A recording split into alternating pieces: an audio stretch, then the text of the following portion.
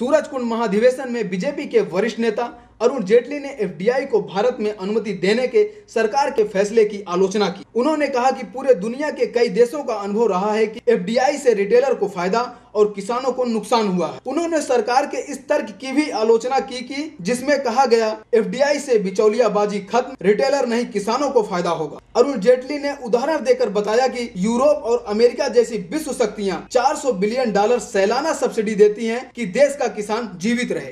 FDI retail का निर्णय सरकार ने लिया है। कई बार इसकी चर्चा एनडीए सरकार में भी हुई और जब जब अंतर्राष्ट्रीय मंचों पर अमेरिका और यूरोप के लोग ये दबाव डालते थे कि एफडीआई रिटेल के अंदर मल्टी ब्रांड रिटेल में खोलिए, तो हमारी सरकार हमेशा स्पष्ट रूप से इसका विरोध करती। जो अर्थव्यवस्था पर व्यवहारिक प्रभाव पड़ेगा इसका, जिसकी वजह से हम इसका विरोध करते हैं। जब ये मल्टी ब्रांड रिटेल आता है तो इसका सबसे पहला असर जो पड़ता है और हिंदुस्तान में जो पड़ेगा वो उत्पादन क्षेत्र में जो नौकरियां हैं, मैन्युफैक्चरिंग सेक्टर जॉब्स को पड़ेगा। और मैन्युफैक्चरिंग सेक्टर जॉब्स पे इसलिए पड़ेगा कि जो स्थानीय रिटेल होता है, तो स्थानीय दुकानदार होता है, वो स्थानीय साधनों से, सोर्सेज से रिटेल सामान खरीदता है। Domestic retail sources locally, international retail है उसके इंटरनेशनल सोर्सेज होते हैं। अमेरिका में जब स्ट्रक्चर्ड रिटेल बना तो सबसे पहले मैन्युफैक्चरिंग सेक्टर में 18% नौकरियां कम हुई। और एक बाजार का नियम है कि जब बाजार बिखरा होता है तो उपभोक्ता को लाभ होता है। थाईलैंड ने जब इंटरनेशनल रिटेल में एफडीआई अलाउ की तो पहले 12 वर्ष में 38% बाजार उपभोक्ता केवल 3 रिटेल स्टोर्स के पास जाएगा। जो दूध के विषय का अध्ययन हुआ कि उसके कई प्रोडक्ट्स बनते हैं और ये अध्ययन किया पूरे विश्व के बाजार में, इंटरनेशनल फार्म कंपैरिजन नेटवर्क, उसका डेटा है। इंग्लैंड में 36% पैदावार करने वाले को गया और 64% गया रिटेलर को।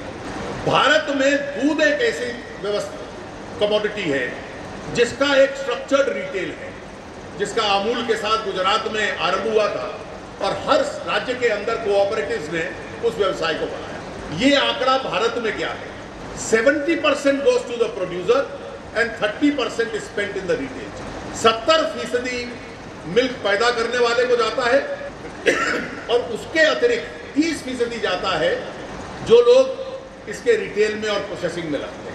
ये दुनिया के आंकड़े हैं और ये तर्क दिया जा रहा है कि बिचौलिया चला जाएगा और केवल किसान को लाभ होगा, रिटेलर को नहीं होगा। फिर क्या कारण है कि यूनाइटेड स्टेट्स ऑफ अमेरिका और यूरोपियन यूनियन $400 बिलियन सालाना किसान जीवित रह पाए उसको सब्सिडी देती है, यूरोपियन यूनियन और यूएसए उसको देती हैं।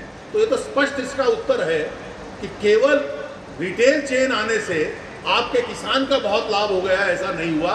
सरकार को और वित्त मंत्री को अपने खजाने से पैसा निकालकर आपके किसान को सब्सिडाइज करना पड़ता है। ये चिंता है और मैंने इस चिंता को प्रकट किया था इस शब्दों में, ये स्टोर यूरोप और अमेरिका के होंगे, सामान इसमें चाइनीज होगा और भारत का योगदान इसमें होगा या उपभोक्ता बन के जाना या वहां के सेल्स बॉयज और सेल गर्ल्स उन स्टोर के अंदर बन जाना। ये इस देश का भविष्य इसके निर्णय लेकर जाएगा।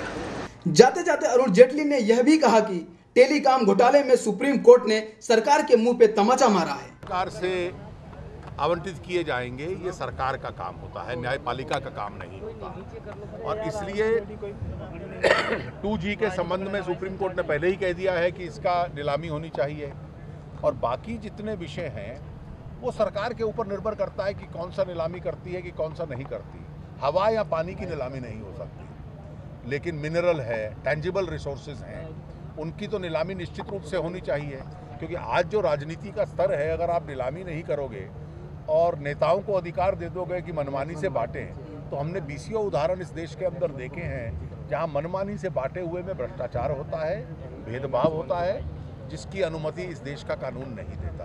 तो इसलिए मैंने पूरा निर्णय पढ़ा नहीं है, लेकिन मैं इसका अर्थ जो समझता हूँ वो यही निकलता है कि एक फेयर क्राइटेरिया होना चाहिए एलोकेशन का और उस फेयर क्राइटेरिया को हर विशेष क्षेत्र में जब सरकार क्राइटेरिया बनाएगी तो सुप्रीम कोर्ट के पास अधिकार रहेगा ये तय करने का कि ये फेयर क्राइटेरिया है कि नहीं है। सर, फैसला आने के तुरंत बाद कपिल सिब्बल प्रेस कॉन्फ्रेंस करते हैं और ये कहते हैं कि आज सुप्रीम कोर्ट ने वही कहा जो हमने पहले जस्टिफाई कर रहे हैं। देखिए, मुझे लगता है कि वो टेलीकॉम मिनिस्टर है। सुप्रीम कोर्ट ने सरकार के मुंह पर टेलीकॉम के मामले में तमाचा मारा है कि वहाँ पर नीलामी होनी चाहिए थी, डिस्क्रिशनरी एलोकेशन नहीं होना चाहिए था, और इसलिए जो भ्रष्टाचार इस सरकार ने किया है, सुप्रीम कोर्ट के निर्णय को उस भ्रष्टाचार के ऊपर पुष्टि या मोहर नहीं मानना चाहिए। ब्यूरो रिपोर्ट, संचार टाइम्स, सूरजकुंड, हरियाणा।